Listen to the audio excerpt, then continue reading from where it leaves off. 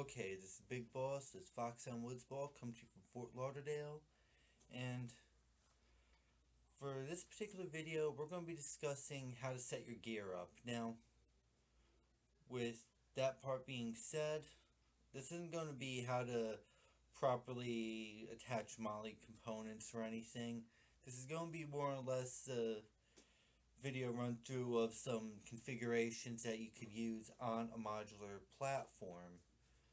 Now, for purposes of this video, this is going to be stuff that is across the board. It could be paintball, it could be airsoft, it could be real steel shooters, military SWAT, preppers. This thing is a universal concept for those that run with modular equipment. So this can be applicable to battle belts, vests, maybe chest rigs if you're so inclined. I'm working with the vest platforms primarily because those are the most common that are arranged for a wide range of uses, and that doesn't include plate carriers or body armors that are modular. So with that, we're going to be rolling right into it.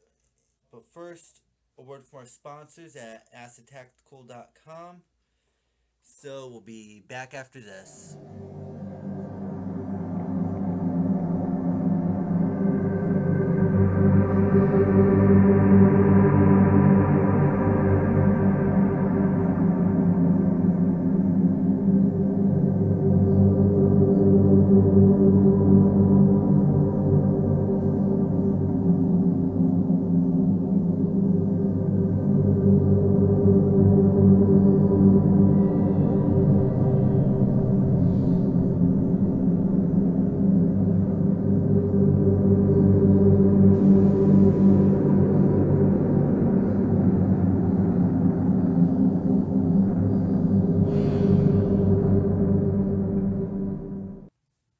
Okay, now we're back, and as you can see, I've got my M.O.L.E medic vest, which I'm using for a rifle setup, laid out for the purposes of this video.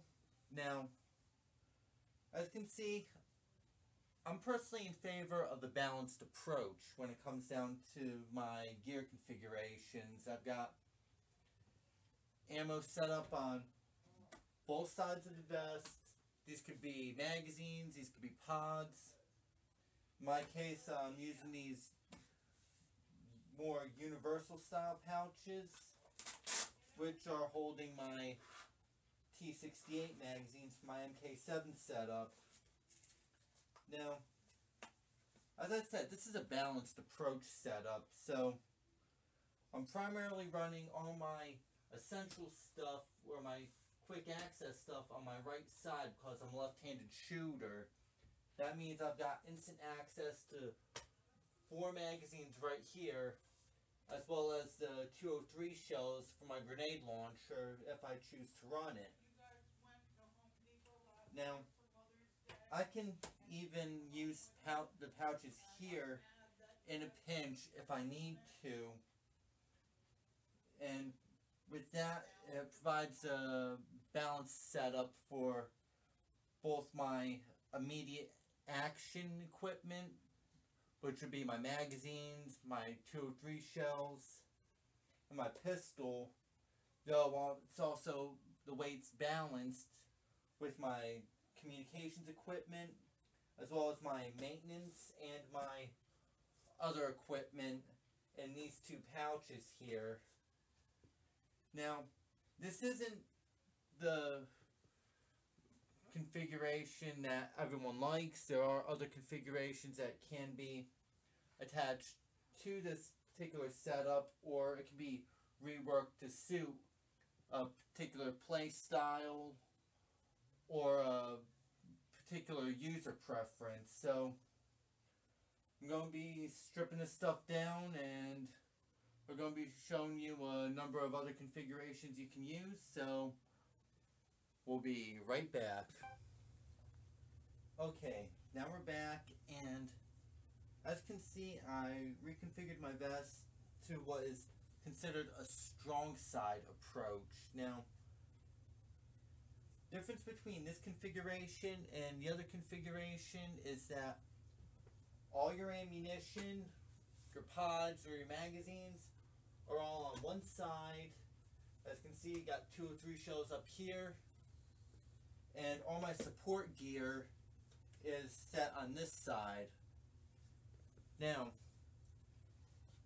the reason why a lot of people will appreciate this particular configuration is that, and I'm using the example of being a left-handed shooter, but this can work for either left-handed or right-handed shooters, is that I still keep my hand on my weapon or my marker, my gun, whatever I'm using that particular day. Yeah, I still have access to all my firepower.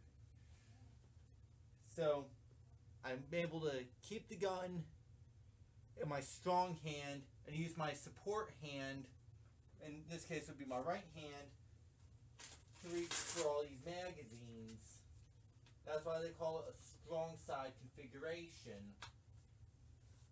The exception, however, is that I have my secondary strapped to my left leg, and all my ammunition and my grenades are on the opposite side. The drawback to this is that whatever gear you have on your support side, your magazines and your pods, your ammunition in general might be heavier. So this kind of makes the weight balancing a little difficult depending upon what you're using, but other than that, this is good to facilitate a quicker reload of your marker, your weapon system that you're operating. However, as I said, the weight difference will be felt when you're wearing this rig. So we'll be moving on into the realm of pistol mounting, so we'll be back in a moment. The next best configuration that we have for discussion is going to be the cross draw holster that's mounted to the vest. Now,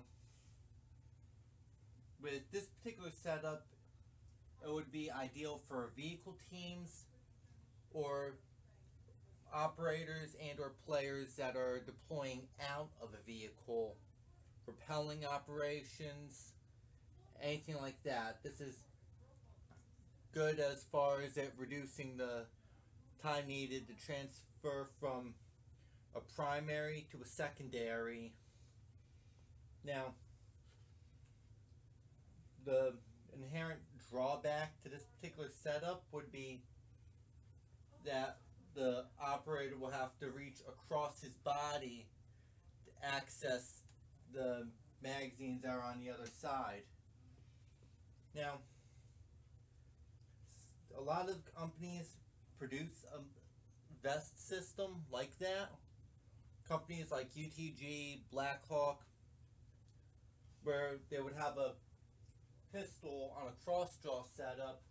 Sometimes it would be canted to a 45-degree angle, and it'd have a magazine pouch right here where my 203 shell pouch is. That was one concept that has been pretty popular, though, as I said, the inherent drawback is having to reach across your body to access the other magazines. Now, other than that, it's not a bad idea. It works for some situations, other situations it doesn't. So we'll be moving on. Okay, now, for purposes of this video, I switched over gear rigs, and this time I brought 2 of them out. Now, the vests are completely different brands and model types.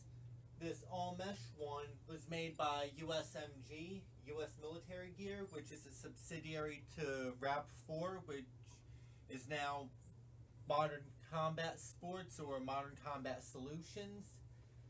And this one here, the corded nylon style vest, is made by Tie Gear. I've used the USMG vest on and off over the years, and I've done mainly demonstrations and stuff like that with it. Overall, it's an excellent vest. Same can be said about the Tie Gear vest. You can expect a review on that at some point in the future. Now, I got both these rigged up in the Tiger Stripe camo, so I'm definitely getting a game together, and I might be using these at some point if I'm not feeling the woodland stuff. So I digress. Moving on. Now, what's on the front for this particular demonstration isn't the important thing. It's on the back that's the real seller for this.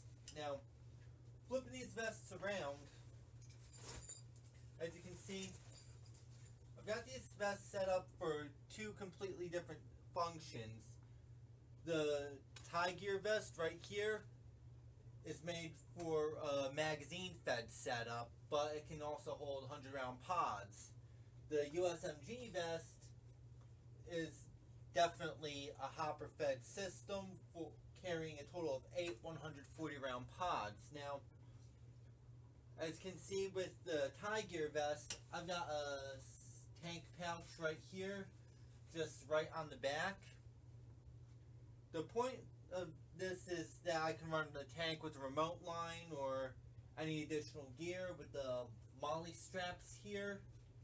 I could run a hydration bladder, I could run other pouches. Same goes for the USMG vest. As you can see, this one's set up for a machine gun set or an automatic rifle. I've got pod packs set up here with the air tank for remote use. These are a couple of the options you can do for running any equipment on the back. Now, if you're doing tactical entry stuff like a SWAT team or special operations, you can actually put grenade pouches on the back of your vest, or you can have additional magazine pouches on the back too. So, example being, if you're stacked on a door, the guy behind you, if you're the entry guy, you're a point man, you're the first one in, the guy behind you will take a grenade off your back and toss it into the door, and then you guys go in. Other examples would be, if, let's say, you've got ammo on your back like this one. If you're laying down suppression fire, a teammate can actually come up, open this up, pull a pod out, and help top off your hopper if they're acting in the capacity of like an assistant gunner or anything like that. So you've got a few options you can do with your vest setups, especially when it comes out to the back, as far as like using it for hydration systems or anything like that. But other than that, that's about it, and we'll be back in a moment with my final thoughts. Okay, we're back, and now, I know I said about my final thought, but over the period of shooting segments, this kind of came to me while doing a little extra research, and I forgot to mention this, so I apologize for that. Another gear concept that you could work for your setups is a multi-level system. Like you've got a line 1, a line 2, a line 3 setup. Now, this correlates to a particular gear setup philosophy about having like a base set, a top layer set, and the third level or third line set being like a backpack or stuff like that, but it can also be reversed, like your third line is your last ditch shit. Now, I don't have M.O.L.E battle belts, so I'm rolling the old school Alice pistol belt as an example to show example of what a battle belt can consist of. It's generally a belt, pouches, like grenade pouches, mag pouches. In my case, because I'm a mag fed player, I'd have in a mag pouch like these either as general utility pouches for additional equipment, or I'll be running 100 round pods in each magazine pouch like this. So I have a means of keeping my paint protected, and for when I get into a safe area or the dead box, staging grounds, I could top off my magazines, reload my mags if I need them. I'd also want to run a dump pouch on here if I had one. And last but not least, my secondary weapon, which is the TPX, and probably pouches for 2 additional magazines for that pistol. Other than that, give me 1 second and I'll demonstrate the rundown for this one. So, back in the flash.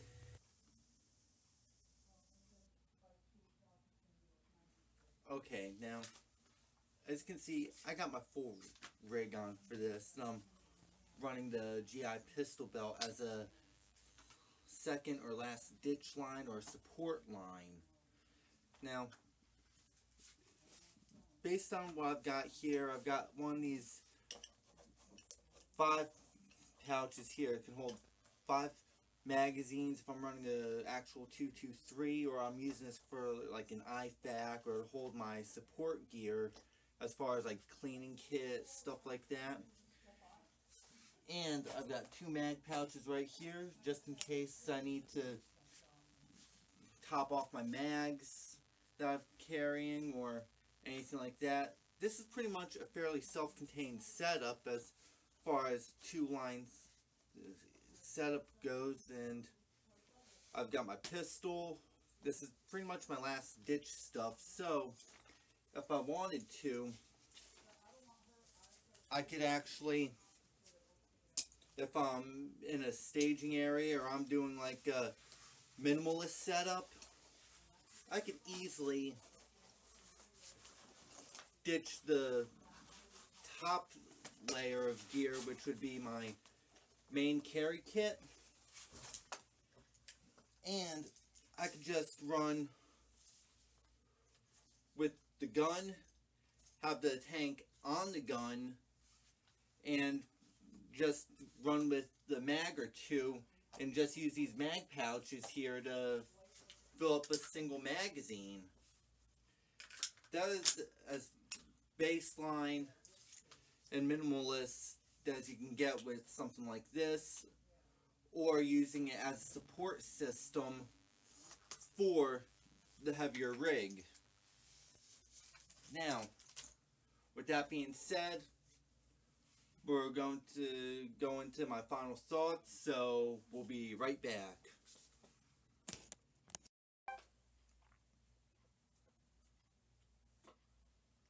Okay, now, my final thoughts on gear configurations, stuff like that. Now, for everything that you've seen me configure my rigs to and try and explain this stuff, the best thing is that it's all user preference. It's up to the individual player whether they want to have a strong side for their mag changes or top off their pods. It's up to them whether they want to run a first line, second line, third line, or if they just want all their gear to be a self-contained system. With that being said, it's pretty much up in the air, but it's all really trial and error. It's what a player feels comfortable doing at that particular time or that particular game. Now, I've heard a lot of stories like in Iraq, soldiers would take pictures of their gear loadouts, and after they come back from a mission, they'll change it up because it's like this particular setup didn't exactly work for them. There are some drawbacks to it depending upon the mission profile, things like that. So what it really boils down to is trial and error with this stuff. And believe me, after 11, 12 years of doing paintball on and off, you always reconfigure your stuff. You always want to do that to streamline it, make it better, cut back on dead weight, or anything like that. So you can catch a written review of this on outerheavenpaintball.blogspot.com. I will be posting a link in the description to this video. Anyway, this is Big Boss, and I'm out of here.